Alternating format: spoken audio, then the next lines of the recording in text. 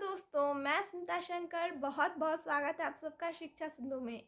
दोस्तों, सबसे पहले तो आप सबने शिक्षा सिंधु को इतना प्यार दिया, इतना सपोर्ट किया, इसके लिए आप सबका बहुत बहुत धन्यवाद।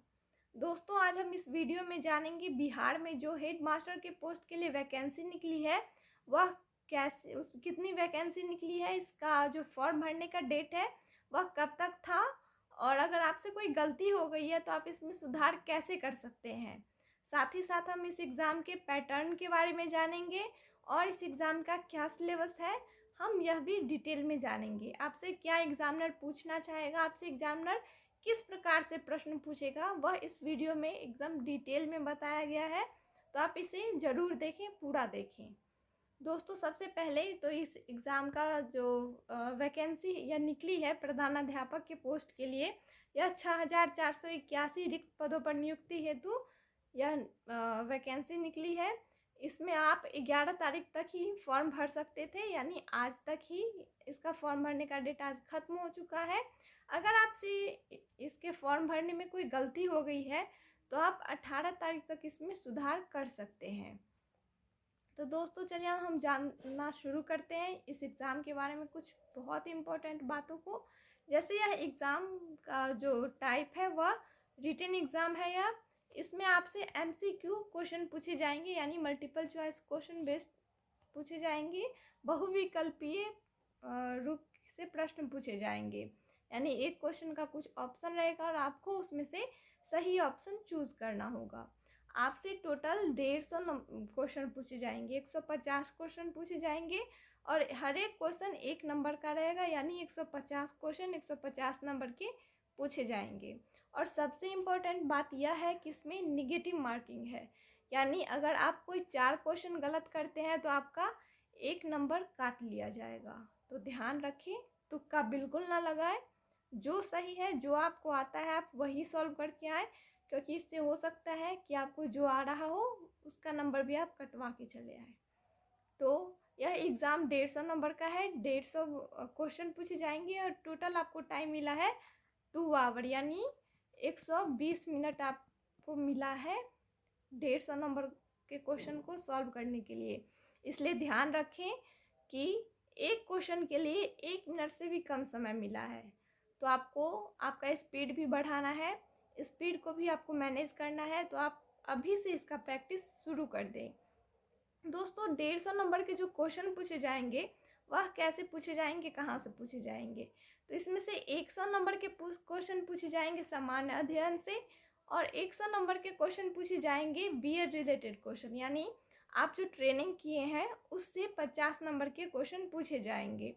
तो टोटल 150 नंबर के क्वेश्चन पूछे जाएंगे और 120 मिनट आपको मिलेगा इसके लिए।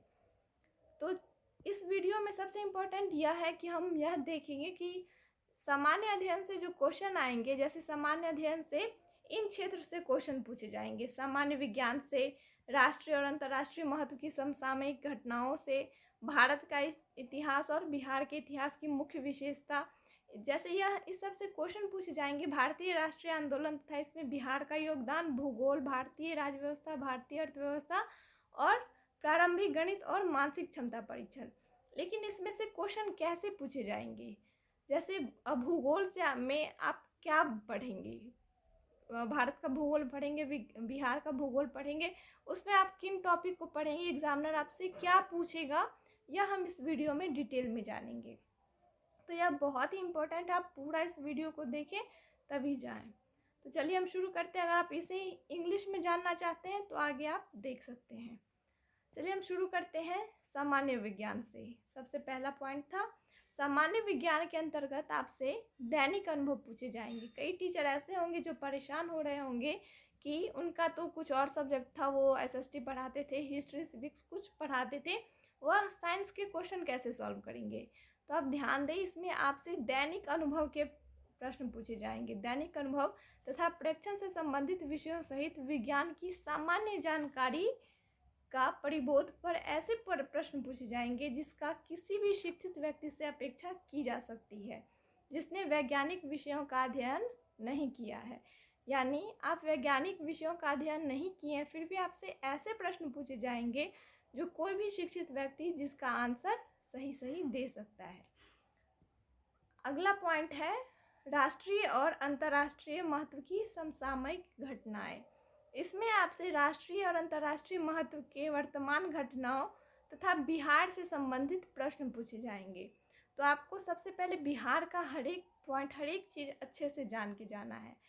अगला है कि भारत का इतिहास और बिहार के इतिहास की मुख्य विशेषता आपसे पूछी जाएगी, यानी इतिहास के अंतर्गत विषय में सामाजिक, आर्थिक और राजनीतिक परिप्रेक्ष्य में विषय में सामान्य जानकारी पर विशेष ध्यान दिया जाएगा। आपसे आशा की जाएगी कि आप बिहार के इतिहास की मुख्य घटना से परिचित हों। तो आप बिहार का इतिहास पढ़ें और उसमें जो जो मुख्य घटना है उसे अच्छे से समझ लें।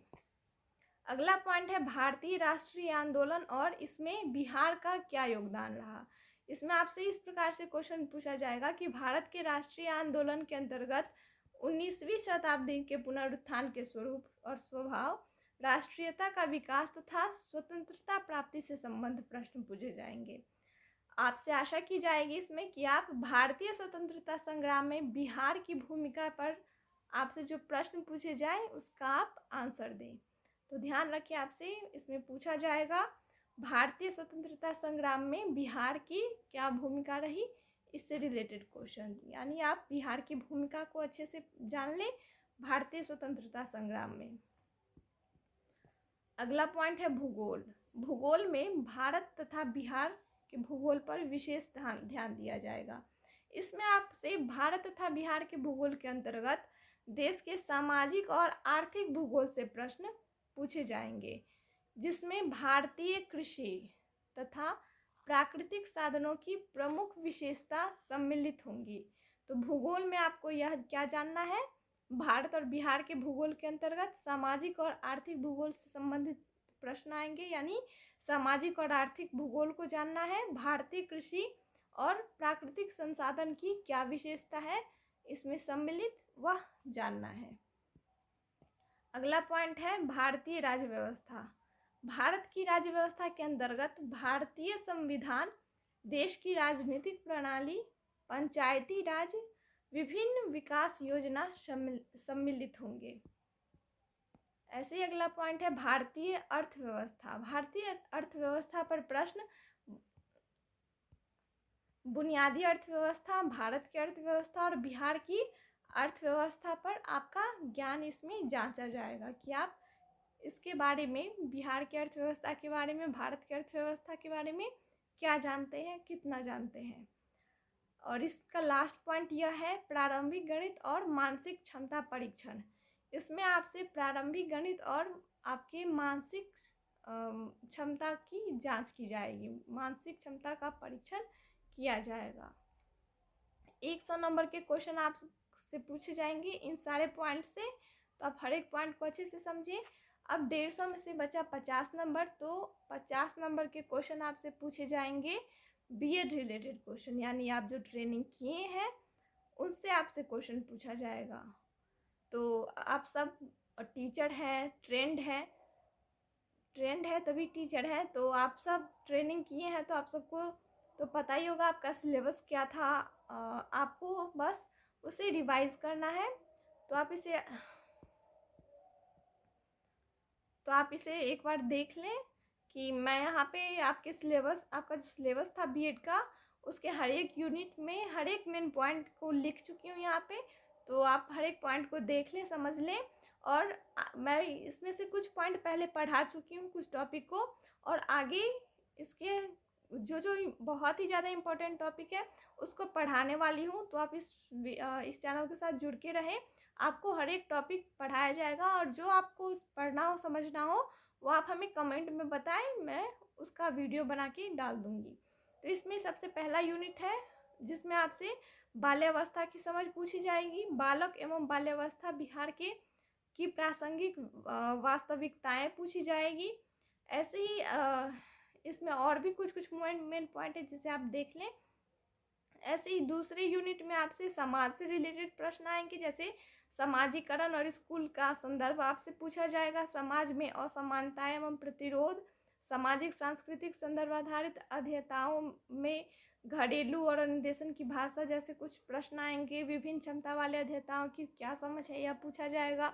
व्यक्तिक भिन्नता क्या होती है, इंडिविजुअल डिफरेंस, इस प्रकार के क्वेश्चन यूनिट 2 से पूछे जाएंगे। ऐसे ही हर एक कुछ कुछ पॉइंट को जो यूनिट में है उसे मैं लिखी हूँ, आप इसे ध्यान से देख लें। यूनिट 3 में अस्मिता से रिलेटेड क्वेश्चन आएंगे। इसमें राष्ट्र सबसे इम्पोर्टेंट जो रहेगा वह रहेगा राष्ट्रीय विकास हेतु शिक्षा आयोग जो आया 1964 से 66 में, उससे आप अच्छे से देख लें। हर एक यूनिट इम्पोर्टेंट है और हर एक यूनिट का जो यहाँ पे पॉइंट लिखा हुआ है वह हर एक पॉइंट इम्पोर्टेंट है, तो आप एक एक पॉइंट को अच्छे से पढ़ के जाए। यूनिट 4 में आपसे दर्शन और शिक्षा से संबंधित प्रश्न आएंगे। ऐसे यूनिट 5 में समानता के अर्थ व संवैधानिक प्रावधान पूछे जाएंगे। असमानता क्या है, विद्यालय में असमानता कैसे होती है, विद्यालय शिक्षा में भेदीकरण के क्या गुण है, विद्यालय गुणवत्ता में क्या अंतर है, शिक्षा का अधिकार कानून जो आया इसका जो प्रावधान था वह आपसे पूछा जाएगा। ऐसे यूनिट 6 में आपसे पूछा जा सकता है कि अधिगम की प्रकृति के बारे में, अवधारणा के बारे में, बुनियादी मान्यता क्या है, अधिगम का सिद्धांत क्या है, ज्ञान की रचना। ऐसे यूनिट 7 आप इसके हर एक पॉइंट को देख सकते हैं।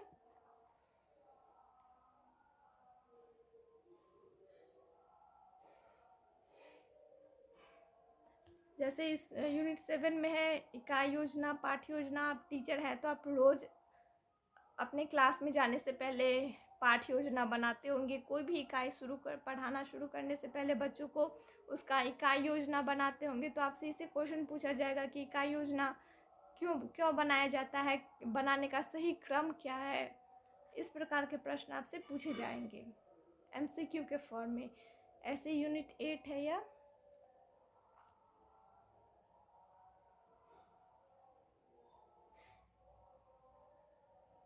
जैसे यूनिट 9 है। यूनिट 9 में कुछ है, जैसे स्किनर है, चॉम्स्की है, पियाजे है, वाइगोत्स्की, इन सब के बारे में मैं पहले एकदम डिटेल में पढ़ा चुकी हूँ। आप वो वीडियो देख सकते हैं। इसमें बच्चे यह सब स्किनर, चॉम्स्की, पियाजे, वाइगोत्स्की बताए हैं कि बच्चे भाषा कैसे सीखते हैं। तो इससे आपसे क्वेश्चन पूछा जाएगा भाषा का सामाजिक और सांस्कृतिक संदर्भ, भाषा एवं लिंग, इन सब से क्वेश्चन पूछा जाएगा। तो आप हर एक टॉपिक को अच्छे से देख लें। यह यूनिट 10, टोटल 12 यूनिट में सारा कुछ डिवाइडेड है। आप ट्रेनिंग किए होंगे तो यह सारा यूनिट पढ़े ही होंगे, आपको बस इसे रिवाइज करना है।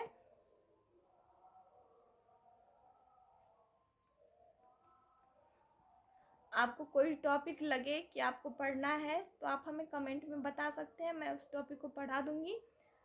तो यहीं पे ख़त्म होता है आज का वीडियो। उम्मीद है कि आपको पसंद आया होगा। अगर आपको यह वीडियो अच्छा लगा तो इसे लाइक करिए, शेयर करिए, और अगर आपको ऐसा और वीडियो देखना है, कुछ और नया जानना है, तो इस चैनल को सब्सक्राइब कर दीजिए।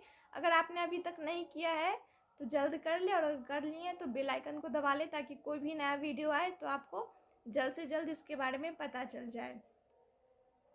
Thank you.